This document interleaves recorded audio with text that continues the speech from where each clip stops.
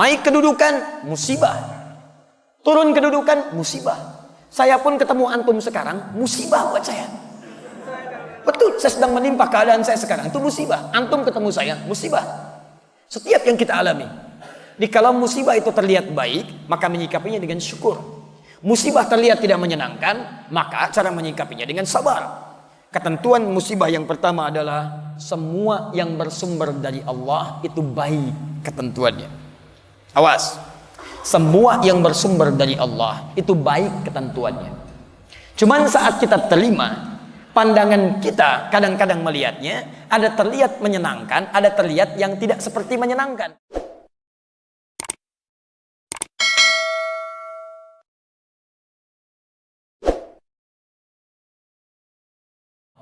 Bisa jadi musibah itu adalah ujian atau musibah. Keduanya ditentukan Allah. Jika demikian, bagaimana dengan penjelasan ayat di atas bahwa yang menyatakan bahwa musibah itu datangnya dari diri kita sendiri? Pertama, apa itu musibah? Itu dulu. Kalau definisinya sudah paham, kita bisa mengerti, baru jadi baik dalam prakteknya. Quran surah kedua Al-Baqarah ayat 156, paling kiri sebelah atas. Alladzina idza asabathum musibah qalu inna lillahi wa inna ilaihi raji'un. Musibah berasal dari kata asaba yusibu, isabatan wa musibatan. Segala yang menimpa, yang dialami, di setiap yang menimpa kita itu musibah. Setiap yang menimpa, baik ataupun buruk. Makanya ketika hujan turun mengenai kita atau perangkat hidup kita, ada doa dari Nabi singkat, Allahumma sayyiban nafi'a. Sayyiban seakar dengan kata musibah. Asaba yusibu sayyibah, menimpa dengan cepat, tak tak tak tak tak tak gitu. Sayyiban. Di asal kata musibah itu yang kita alami semua, yang terasa terlihat baik, menyenangkan, atau yang terlihat tampak seperti tidak menyenangkan. Maaf, meninggal musibah, terlihat seperti tidak menyenangkan. Maaf, lahir musibah, terlihat seperti menyenangkan. Naik kedudukan musibah, turun kedudukan musibah. Saya pun ketemu antum sekarang, musibah buat saya. Betul, saya sedang menimpa keadaan saya sekarang, itu musibah. Antum ketemu saya, musibah. Setiap yang kita alami. Jadi kalau musibah itu terlihat baik, maka menyikapinya dengan syukur. Musibah terlihat tidak menyenangkan, maka cara menyikapinya dengan sabar.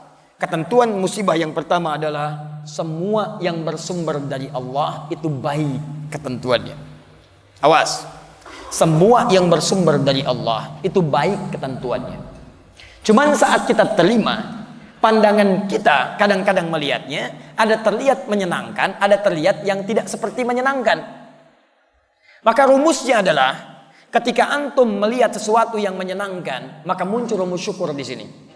La in syakartum la azidannakum. Ketika antum melihat seperti yang tidak menyenangkan, maka di sini kemudian teman-teman sekalian sabar berlaku di sini. Bagaimana cara sabarnya? Pertama Quran surah kedua ayat 216, paling kiri sebelah atas. Kutiba alaikumul qitalu wa huwa kurhul lakum. Perangi perasaan kita. Ini ayat turun tentang jihad. Tapi bukan karena jihadnya, karena perasaan yang bergolak. Ada perasaan, duh kok sekarang ya, bagaimana kalau nggak besok aja, aduh saya nggak siap. Ada ujian, dia merasa kurang menyenangkan. Maka kata Al-Quran, perangi itu. Bersikap positive thinking dulu, yang baik-baik. Ayat ini ingin mengatakan, maaf, kalau ada yang terlihat tidak menyenangkan, ujian-ujian yang membuat antum terasa berat, jangan mengeluh. Di Quran tidak ada ayat keluhan. Tidak ada ayat keluhan. Kalau ada satu ayat untuk mengeluh, maka saya orang pertama kali yang akan mengeluh.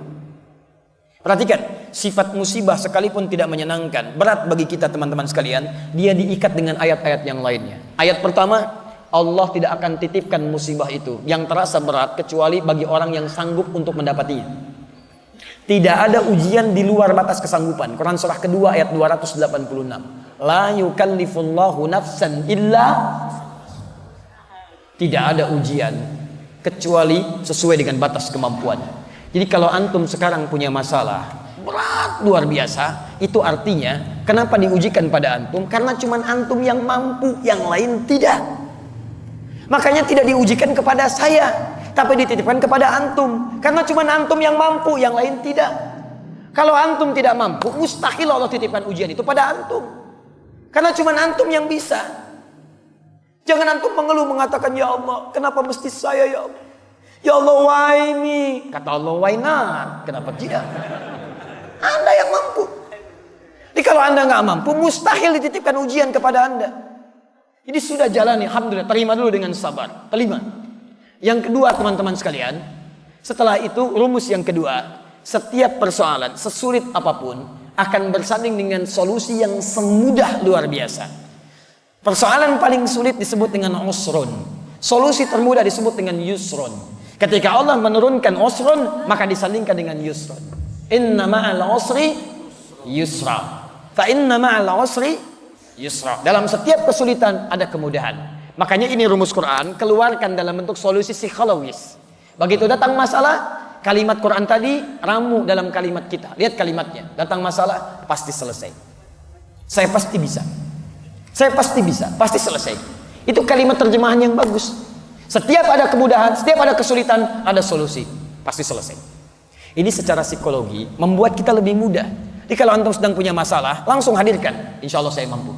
Pasti selesai. Pasti selesai. Nggak ada persoalan yang nggak ada solusinya. Jadi ketika keyakinan itu ada, sekarang yang praktekkan orang Jepang. Orang Jepang lihat, ya maaf. Ketika mereka punya persoalan, saya pasti bisa. Kamu bisa, kamu bisa. Taklukan benteng Takeshi. Mulai ditaklukkan. Pasti bisa, saya bisa, kamu bisa. Masya Allah. Kamu bisa, kamu bisa. Itu yang dipakai orang-orang luar yang punya teori ya kita. Korea ingin nyusul Jepang. Dari mulai TK, ketika mereka mulai baris, mereka mulai keluar kalimat-kalimat. Harus lebih daripada Nippon, harus lebih daripada Nihon, lebih daripada Jepang, lebih daripada Jepang. Jepang bikin Honda, mereka bikin Hyundai. Kita menyebutnya Hyundai. Lihat cek, Jepang bikin ini, Korea bikin ini. Jepang maju dalam bola, Korea maju dalam bola. Semua disusul, semua disusul. Kamu bisa, kamu bisa. Yang punya teorinya kita, yang punya praktekan orang lain. Kalau sudah seperti itu teman-teman sekalian, terima dan lihat sifat yang ketiga. Setiap persoalan ada solusi. Yang ketiga, sifat Allah ingin menjadikan setiap solusi itu mudah kita dapatkan. Quran surah yang kedua ayat 185.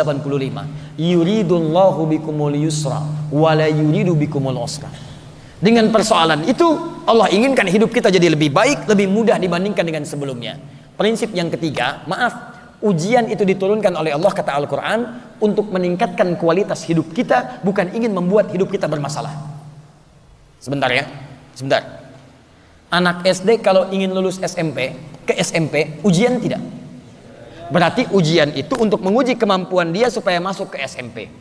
SMP kalau ingin ke SMA, ujian tidak? Ujian itu bukan ingin memberikan beban, tapi ingin meningkatkan pengetahuan supaya pengetahuannya setara dengan SMA, naik. SMA ke kampus demikian seterusnya. Jadi hukum kehidupan kalau ingin meningkat kualitasnya mesti lulus ujian. Saat antum diberikan masalah oleh Allah, itu artinya antum ingin dinaikkan kelasnya supaya lebih tinggi kelas dalam kehidupannya.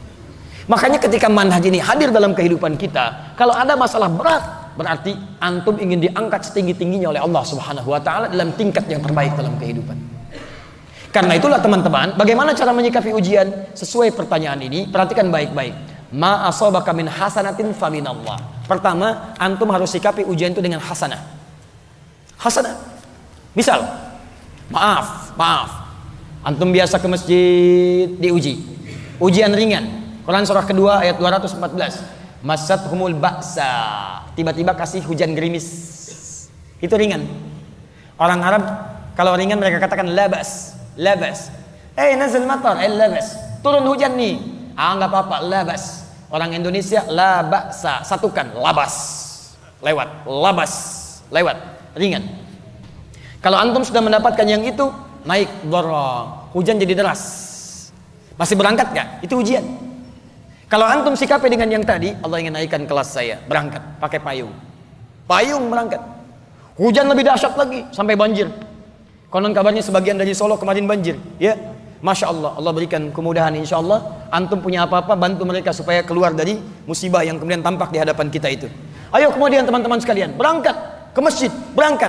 Nah, cara antum menyikapi hujan turun dengan motivasi supaya tergerak tetap berangkat ke masjid, dengan gambaran Allah ingin naikkan iman saya, itu yang disebut dengan hasanah. Jelas?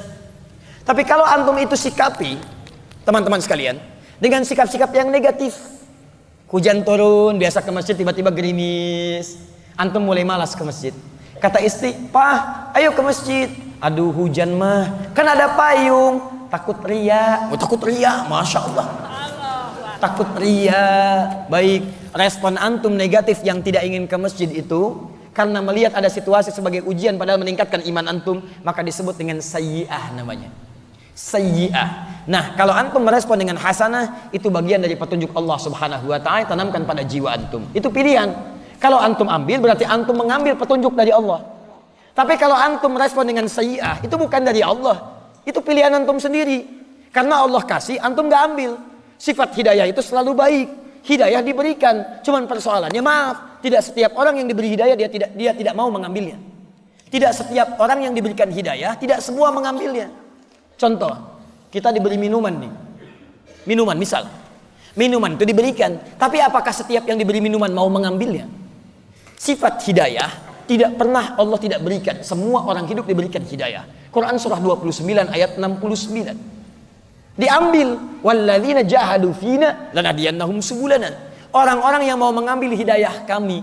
Ayat itu mengatakan kami berikan, cuman mereka mau ngambil atau tidak? Alhamdulillah. Masalahnya ketika diberikan, banyak orang yang tidak mau ngambil. Hidayah datang lewat telinga, dengar azan, Allahu Akbar, Allahu Akbar. Kok telinga antum bisa dengar azan? Artinya antum diberi hidayah. Tapi apakah setiap yang dengan azan mau ke masjid? Belum tentu.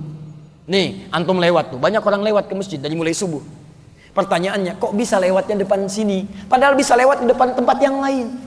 Kok kenapa antum diperjalankan bisa lewat masjid? Itu hidayah lewat mata. Cuman tidak setiap orang yang melihat masjid bisa mau ke masjid. Persoalannya maaf, bukan karena Allah nggak kasih, hasanahnya Allah kasih. Cuman respon kita apakah mengambil atau tidak, itu sikap antum. Kalau antum ambil, itu bagian dari petunjuk yang diambil, itu hasanah. Kalau antum tidak ambil, itu dari pribadi antum, namanya sayyi'ah. Makanya turun ayat dengan antum tadi tuliskan. An-Nisa ayat 79. Ma asawaka min hasanatin faminallah. Kalau diambil kebaikan itu, maka antum mengambil kebaikan dari Allah. Wa ma asawaka min sayyi'atin famin nafsik. Allah sudah kasih kebaikan, antum malah putuskan yang salah, maka itu dari pribadi antum sendiri. Jangan kaitkan kesalahan dengan ketentuan Allah Subhanahu wa taala, karena itu bagian dari pilihan antum berdasarkan ketetapan yang Allah telah tetapkan dalam kehidupan. Paham tentang ayat ini? Sekarang pilihan bagi kita, saya sudah menyampaikan ayatnya, sudah menerangkan hadisnya, sudah menjelaskan konsepnya. Tinggal antum ingin menjadi hasanah atau ingin masuk dalam bagian sayyi'ah. Maaf, kalau cuma berlomba untuk mendapatkan sayyi'ah, antum terlambat. Sudah ada Qarun yang duluan, sudah ada Fir'aun yang duluan, sudah ada Abu Lahab, sudah ada Abu Jahal, sudah ada abu-abu yang lainnya, yang semua sudah menjadi abu. Kalau antum ingin berlomba, antum ketinggalan. Saatnya kita berubah. Ayo, sekali lagi, bantu negara ini, bantu dunia saat ini, yang sudah muncul banyak keburukan-keburukan, maksiat sudah di mana-mana, bahkan sudah berlomba dengan binatang telanjang, gak malu, wajar, gak punya takwa. Lihat delman keliling Solo, gak pakai celana, gak akan malu, biasa aja. Tapi antum berlomba ingin melepas pakaian-pakaian, antum ketinggalan teman-teman. Kalau cuma kontes melepas busana, binatang lebih jagoan. Makanya kita dibedakan dengan binatang menggunakan pakaian. Karena itu teman-teman sekalian, ayo kita tunjukkan. Akan muncul generasi sekarang yang kembali pada Al-Quran, dan wanginya sudah tercium karena setiap tempat majlis sudah mulai ramai.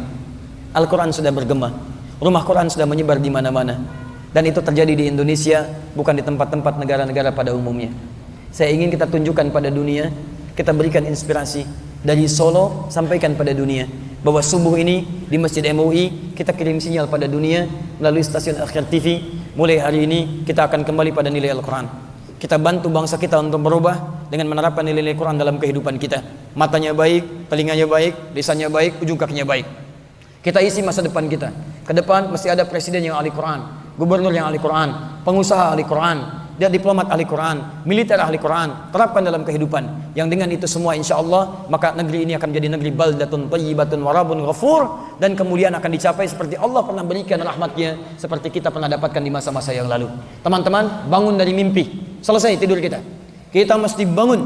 Ayo yang pengusaha, kumpul dengan sesama pengusaha. Mulai dari Solo teman-teman sekalian, kumpul antum, pelajari Qurannya, turunkan hadisnya, kompak undang ustadznya, terangkan manhaj bisnis dalam Al-Quran, bangun supermarketnya, bangun segala kemuliaannya, hadirkan itu dalam kehidupan.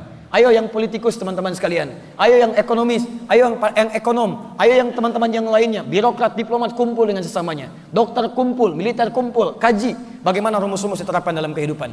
Demi Allah saya katakan, demi Allah saya yakinkan, jika niat kita mulai bentangkan sekarang, kita akan tuai, kita akan panen hasil itu di masa-masa depan.